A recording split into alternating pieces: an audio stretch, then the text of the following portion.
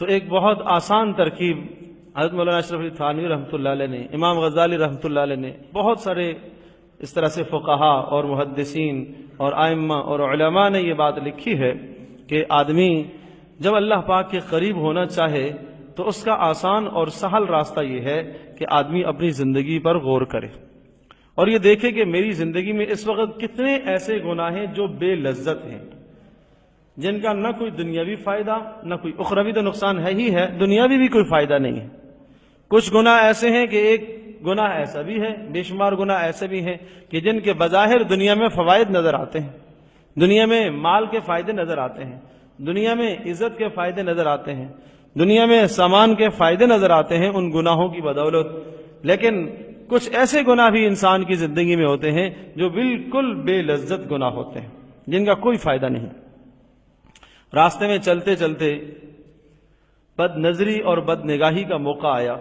یہ گناہ بے لذت ہے، اس کی کوئی لذت نہیں ہے، اس کا کوئی فائدہ دنیا کا نہیں ہے،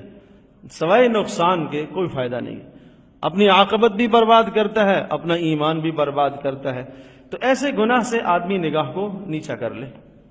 یہ بے لذت گناہ چھوٹ گیا کہ جس کا نہ دنیا کا کوئی فائدہ نہ آخرت کا کوئی فائدہ، یہ گناہ اس سے چھوٹ گیا، عزم کرے کہ اس گناہ سے اپنے آپ کو بچاؤں گا۔ اسی طرح سے چلتے چلتے کسی محفل میں شریک ہوا اور کہیں غیبت کا دور چل رہا ہے اور لوگ ایک دوسرے کی برائیاں بیان کر رہے ہیں، کسی کی عزت ہتک ہو رہی ہے، اب یہ سوچتا ہے کہ اس سے فائدہ کیا ایسی مجلس میں شریک ہونے کا، کوئی فائدہ نہیں ہے، اور زبان سے ایک مکروہ اور بیہودہ جملہ نکالنے کا فائدہ کیا ہے، کوئی فائدہ نہیں ہے، تو آدمی اس بے لذت گناہ سے اپنے آپ کو بچا لے۔ اسی طرح سے ارشاد فرمایا کہ صبح سے لے کر شام تک کی زندگی پر غور کرے، گناہوں کو ایک دم نہیں چھوڑ سکتا، شیطان خیال ڈالتا ہے اتنے گناہ کیسے چھوڑیں گے، ساری لذتیں ہی چھوٹ جائیں گی، فرمایا آہستہ آہستہ گناہ کو چھوڑو۔ اور اس کی مثال ارشاد فرمائی کہ جس طرح سے شیر خوار بچہ ہوتا ہے اور اس بچے کو جب ماں دودھ چھڑاتی ہے تو ایک دم سے نہیں چھڑاتی، اگر وہ روزانہ اسے 15 بار دودھ پلاتی ہے تو آہستہ آہستہ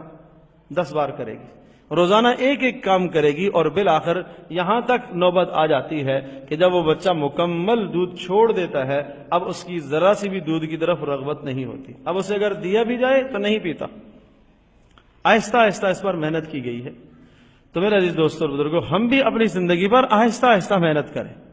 کہ جو گناہ بے لذت ہیں، بیہودہ گناہ ہیں، جن کا کوئی ہمیں فائدہ اس دنیا میں نہیں ہے، سوائے وقت کے ضیاع کے، سوائے اپنے اعمال کی بربادی کے کوئی فائدہ نہیں ہے، ان کو ایک لمحے میں گناہوں کو چھوڑیں، تو یہاں سے ہماری زندگی کا آغاز ہوگا۔ اسی طرح سے وہ نیکیاں کہ جن نیکیوں کے کرنے میں کوئی مشقت نہیں ہے، کوئی تکلیف نہیں ہے، بہت ساری نیکیاں ایسی ہوتی ہیں کہ آدمی سمجھتا ہے کہ یہ نیکی کروں گا تو لوگ کیا کہیں گے، اگر میں نے یہ خیر کا عمل کیا، دین کی اور مذہب کی اس بات پر عمل کیا تو لوگ مجھے کیا کہیں گے، لوگوں کی ملامت سے آدمی ڈر جاتا ہے۔ حضرت شاہ ولی اللہ رحمۃ اللہ علیہ نے ارشاد فرمایا کہ دین کو انسان جب چھوڑتا ہے تو اس کے اسباب ہوتے ہیں، کبھی کبھی آدمی دین کو اس لیے چھوڑ دیتا ہے، اللہ کے حکم کو اس لیے چھوڑ دیتا ہے کہ انسان کے پاس جہالت ہے، جہالت کی وجہ سے اللہ کے احکام کو جانتا نہیں ہے، اس لیے دیندار نہیں ہے، اور کبھی کبھی ایسا بھی ہوتا ہے کہ اللہ پاک کے احکام کو جانتا ہے لیکن رسم و رواج کی وجہ سے چھوڑ دیتا ہے کہ اگر میں نے دین پر عمل کیا تو لوگ کیا کہیں گے، اس وجہ سے بھی دین کو چھوڑتا ہے۔ اور ارشاد فرمایا کبھی کبھی آدمی دین کو چھوڑتا ہے محض خواہشات کی پیروی کی وجہ سے، نفس کی پیروی ہے، محض نفس کی پیروی ہے۔ اس لیے عرض کر رہا ہوں کہ وہ نیکیاں کہ جن نیکیوں کے اختیار کرنے میں کوئی ملامت نہیں ہے، اور ایمان والا تو وہ ہوتا ہے کہ جو کسی کی ملامت کی پرواہ نہیں کرتا، نیک عمل کرنے میں کسی کی ملامت کی پرواہ نہیں کرتا، وہ اعمال صالحہ کرتا ہے، لیکن پھر بھی ایمان اتنا کمزور ہے کہ ملامت سے ڈر لگتا ہے،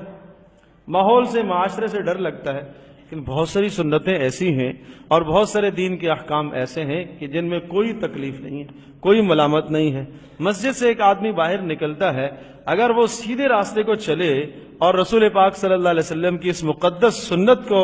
لے کر اور اسے سنت سمجھ کر سیدھے راستے پر چلتا ہے تو یہ نیکی ہے،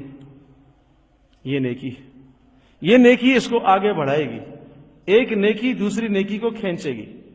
جب یہ سیدھے راستے پر چلے گا، حضرت صلی اللہ تعالی وسلم کی سنت کو سمجھتے ہوئے جانتے ہوئے سیدھی راہ پر چلے گا، اب خود بخود اس کی نظریں نیچی ہونا شروع ہو جائے گی، اس لیے کہ ایک نیکی دوسری نیکی کو کھینچتی ہے. اور اسی طرح سے خود بخود اس کی زبان پر آنے والے کے لیے السلام علیکم کا کلمہ نکلنا شروع ہو جائے گا، اس لیے کہ جب یہ سیدھی راہ پر چل رہا ہے، دائیں طرف چل رہا ہے اور رسول اکرم صلی اللہ تعالی وسلم کی سنت سمجھ کر چل رہا ہے، تو نبی علیہ السلام کا خیال دل میں ہے، دماغ میں حضرت صلی اللہ علیہ وسلم کا خیال ہے. جب نبی علیہ السلام کا خیال دل میں ہے، حضرت صلی اللہ علیہ وسلم کا استحضار اس کے دماغ میں ہے، تو نبی علیہ السلام کے راستے کے چلنے کی ساری سنتیں سے یاد آنا شروع ہو جائیں گی، اس لیے کہ نیکی نیکی کو کھینچ کے لاتی. اور میں عرض کر رہا ہوں کہ یہ وہ نیکیاں ہیں جن کے کرنے میں کوئی مشقت بھی نہیں. ایک آدمی کھانا کھانے بیٹھا ہے،